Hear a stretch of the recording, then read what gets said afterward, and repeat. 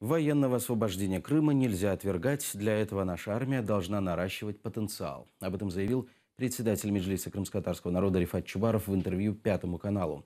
Также, по его словам, Украина недостаточно сотрудничает со странами Черноморского бассейна – Болгарией, Румынией, Грузией и Турцией.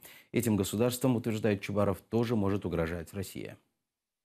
Основними факторами це має бути економічні, тобто санкції, дипломатичні, політичні, але військовий фактор, він не може просто так, знаєте, бути відкинутим на останню чергу. Но ми маємо робити, власне, виконувати частину домашнього завдання, це укріплення армії.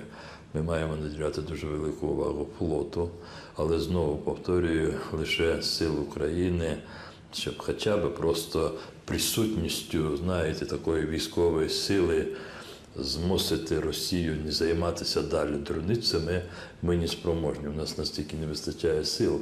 Ми маємо наділити більшої уваги співпраці з країнами Чорноморського басейну, оскільки вони відчувають не меншу загрозу, ніж Україна.